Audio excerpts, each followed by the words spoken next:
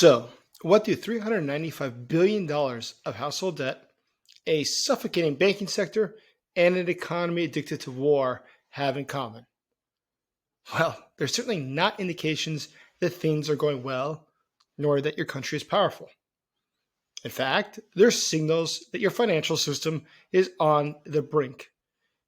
And at this point, for Russia, it's waging a war not only against Ukraine, but against its own self with the economic decisions it's making every single day that are pushing it closer to collapse.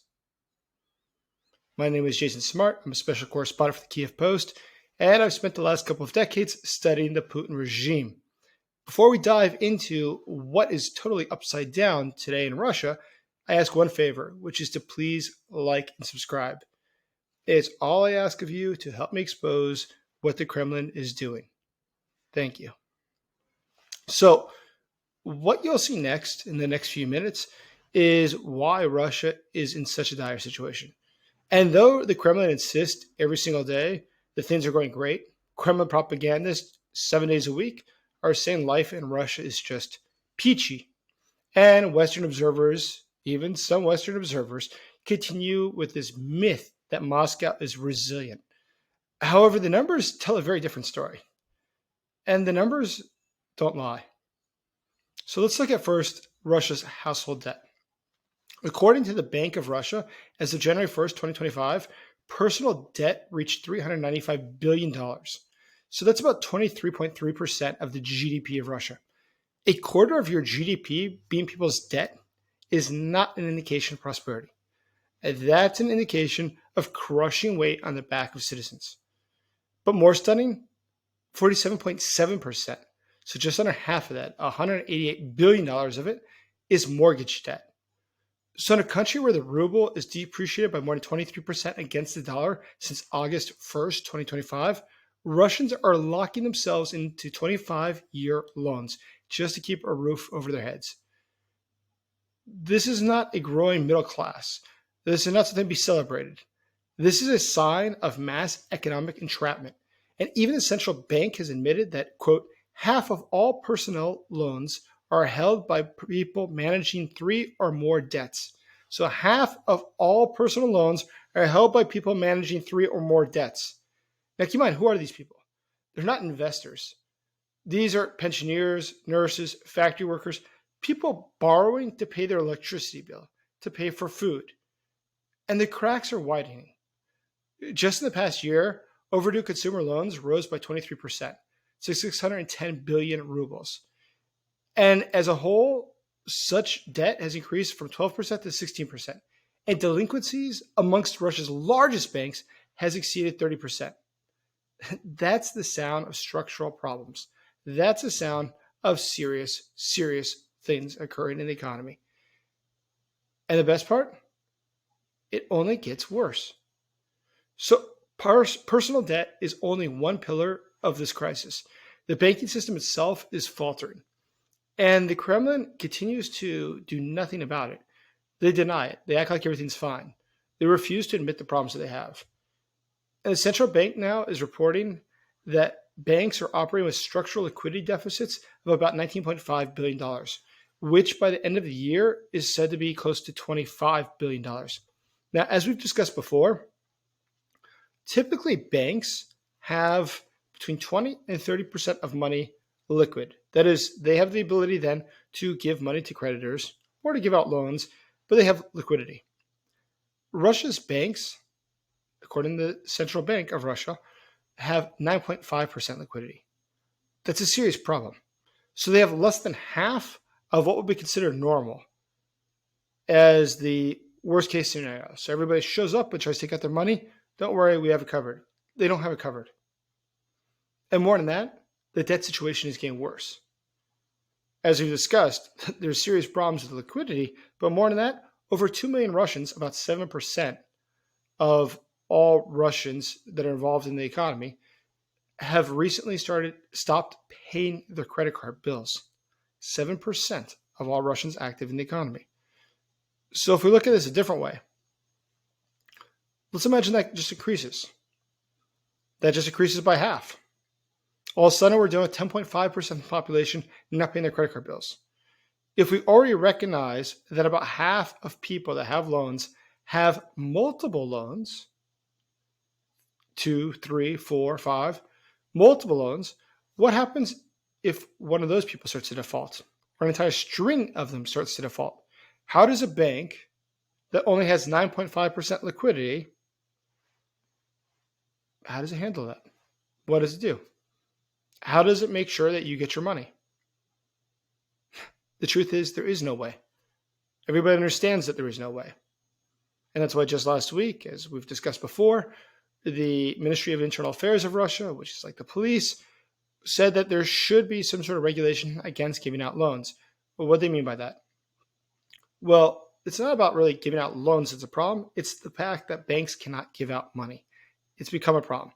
Now, they made the excuse, that is, the Ministry of Internal Affairs made the excuse that there's too many people trying to defraud banks, and to prevent that, banks should stop giving out loans.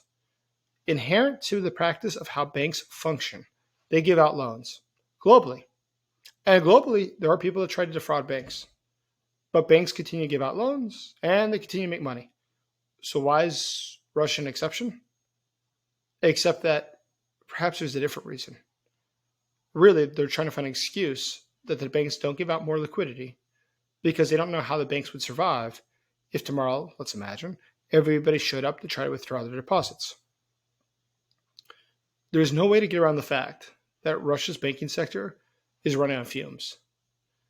And if you want to see what economic triage looks like, the central bank launched weekly emergency repo auctions.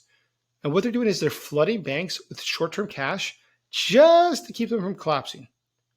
These were not some sort of fringe institutions out in the regions. This is Sovcombank, Pромsvyazbank, core arteries of the Russian economy, are surviving on bailout drips week to week.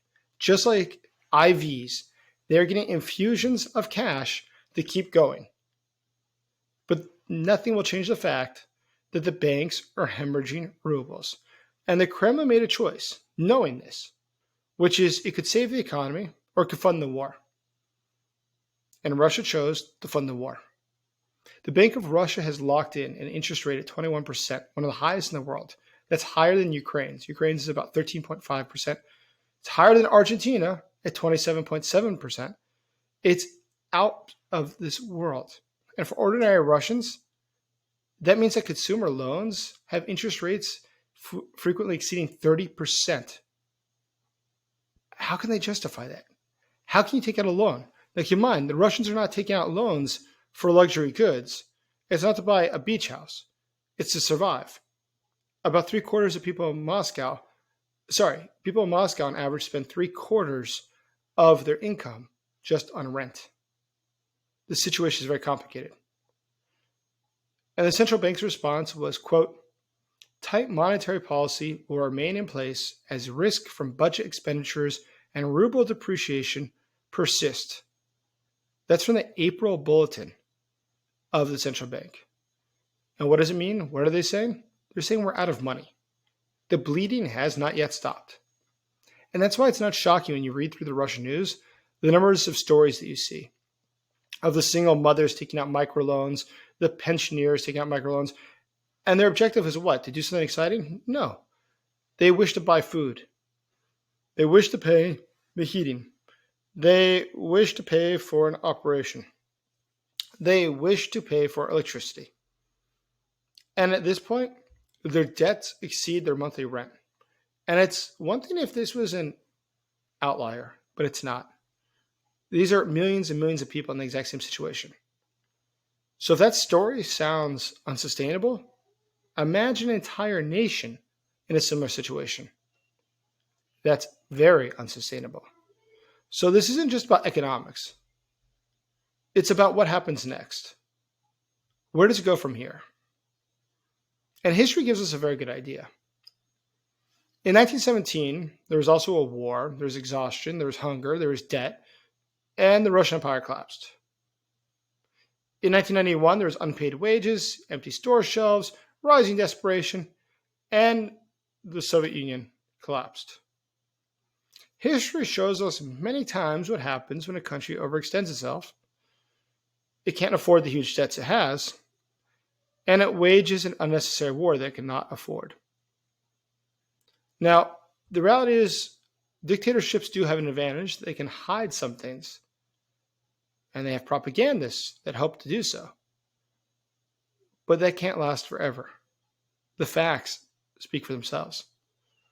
So to quote Gary Kasparov, dictators can survive incompetence, but not reality. Reality always wins. And today, reality is catching up with Vladimir Putin.